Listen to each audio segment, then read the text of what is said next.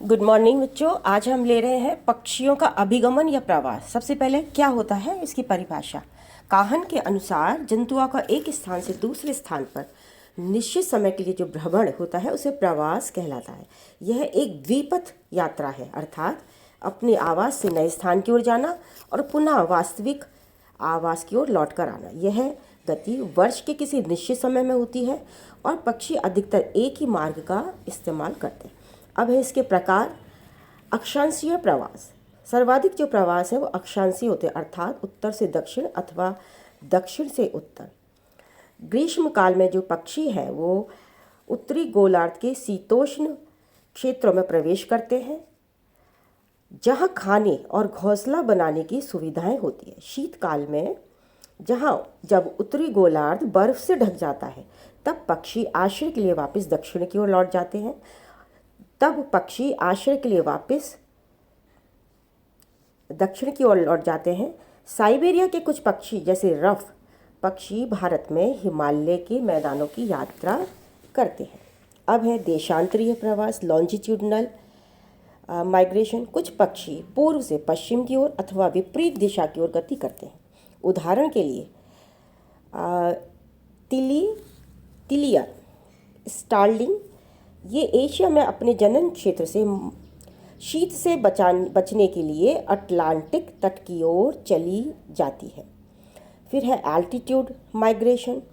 कई पक्षी जो पहाड़ी स्थानों पर आवास करते हैं परिवर्तनशील ऋतु के साथ सामंजस्य करने के लिए शीत ऋतु में पहाड़ी तलों में प्रवास करते हैं और गर्मियों के आगमन पर ऊंचे स्थानों पर पुनः लौट आते हैं। इसे एल्टीट्यूडनल या वर्टिकल माइग्रेशन कहते हैं।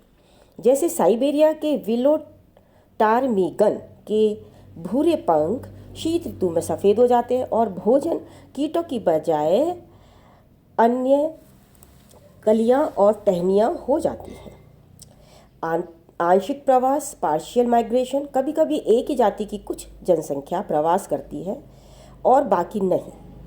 इस प्रकार शीतोष्ण प्रदेशों की अनेक जातियाँ, शीतोष्ण हॉट एंड कोल्ड प्रदेशों की अनेक जातियाँ केवल आंशिक प्रवासी होती है, परंतु पीछे रुकने वाले पक्षी हमेशा प्रवासी पक्षियों के समान नहीं होते। जैसे सॉन्ग थ्रूस, रेड ब्रेस्ट और फिंच, ये जो वर्ष पर्यंत दिखाई पड़ते हैं और वास्तव में जो आंशिक प्रवासी होते, क्योंकि शीत में दिखाई देने वाले पक्षी वहाँ नहीं होते जो कि ग्रीष्म में होते हैं।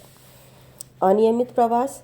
कुछ पक्षी जैसे बगुलों में जनन के पश्चात वयस्क और तरुण भोजन की खोज और शत्रुओं से सुरक्षा पाने के लिए अपने घर से भटक कर सैकड़ों मील तक सब दिशाओं में फैल जाते हैं।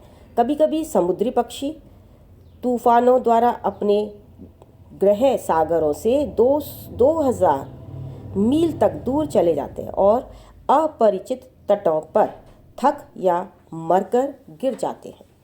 ऋतु प्रवास, सीजनल माइग्रेशन। पक्षियों में ऋतुओं के परिवर्तन के फलस्वरूप प्रवास सामान्य क्रिया है। कुछ पक्षी जैसे फील्ड फेयर, स्नो बंटिंग आदि शीत आगुंतक यानी कि विंटर के आने पर शीत आगुंतक हैं, क्योंकि वे पतझड़ में मुख्यतः उत्तर से आते हैं और पूरी सर्दियाँ रुकते हैं और बसंत में फिर उत्तर की ओर उड़ जाते हैं। इस प्रकार के प्रवास का सर्वोत्तम उदाहरण उत्तरी गोलार्ध में दिखाई देता है, जहाँ बहुत बड़े बड़े स्थल तथा अति परिवर्तनशील वातावरण होता है। इसलिए ब्रिटेन में स्विफ्ट, स्वेलो तथा कुक्कू ग्रीष्म अतिथि होते हैं, क्योंकि वे बसंत में दक्षिण से आते हैं, जनन करते हैं और पतझड़ में पुनः दक्षिण की ओर उड़ जाते हैं। अब है मॉल्ट माइग्रेशन। मॉल्ट माइग्रेशन में प्रवासी पक्षी प्रवास यात्रा के आरंभ में प्रायः निर्मोचन करते हैं। निर्मोचन प्रवासों के अंतर्गत पक्षी उपयुक्त क्षेत्रों में पहुंचकर अपने परों को बदल डालते हैं। इस प्रकार का जो प्रवास है वो बतखों की अनेक जातियों में पाया जाता है। जलमुर्गाबी में निर्मोचन तुरंत एवं संपूर्ण रूप से होता है। दैनिक प्रवास। कई पक्षी अपने आवास स्थान से दैनिक क्रियाओं जैसे प्रकाश, अंधकार, तापमान परिवर्तन की प्रतिक्रिया स्वरूप दैनिक गतियाँ करते हैं। पक्षी अपने आवास से भोजन प्राप्त करने के स्थान तक दैनिक प्रवास करते हैं। हाउस स्पैरो, ये तो सबके घरों में भी होती है।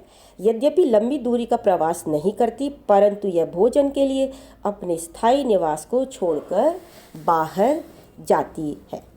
प्रवास के प्रमुख लक्षण। प्रवास के समय जो पक्षी होते हैं वो निम्नलिखित महत्वपूर्ण लक्षण दर्शाते हैं। पहला है प्रवासी उड़ानों का समय।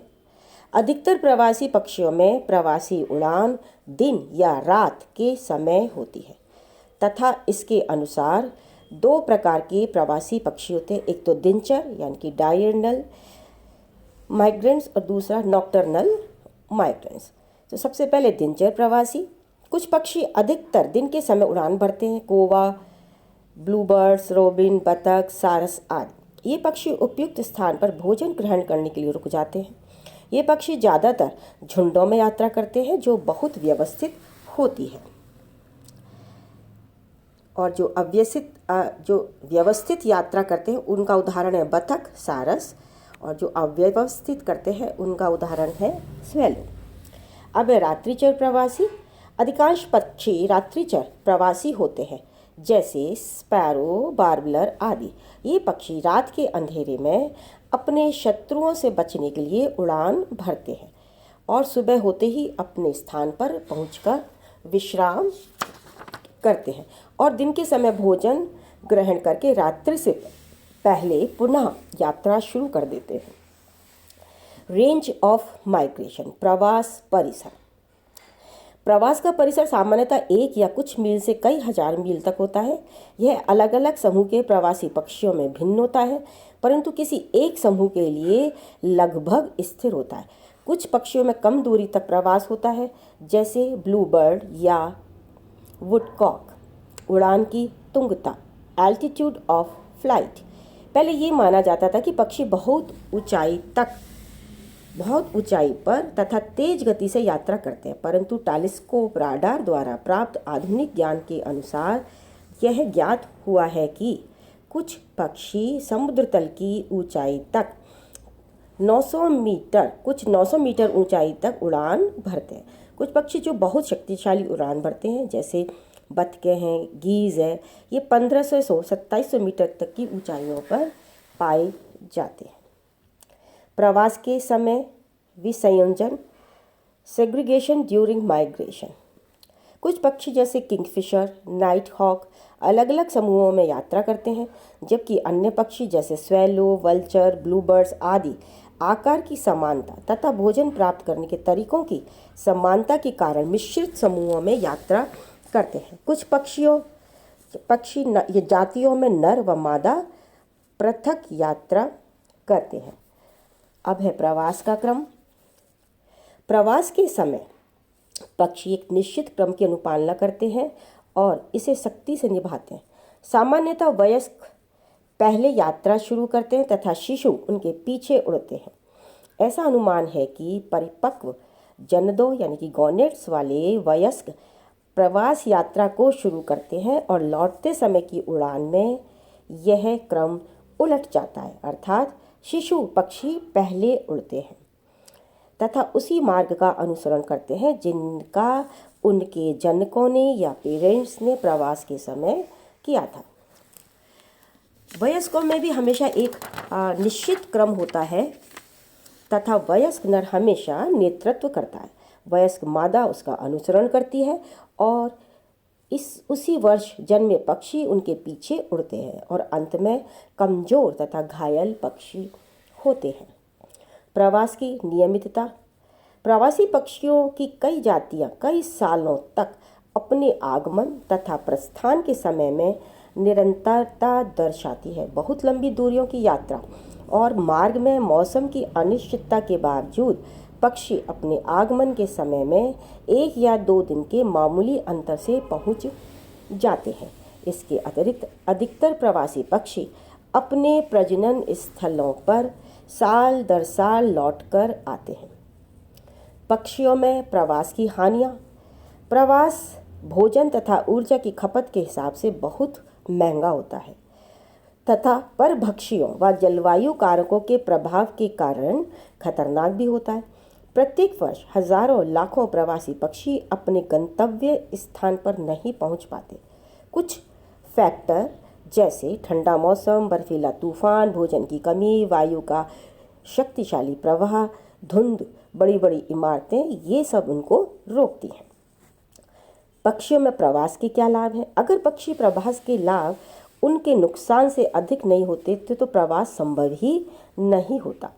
कई जातियों को प्रवास करने की आवश्यकता नहीं होती तथा इनमें जीवित रहने के अन्य उपाय अपनाए जाते हैं, जैसे किसी पक्षी द्वारा अपने जीवित वातावरण को बदलने के लाभ, अधिक अनुकूलन जलवायु, अधिक मात्रा में भोजन उपलब्धता, प्रजनन तथा घोंसले बनाने के लिए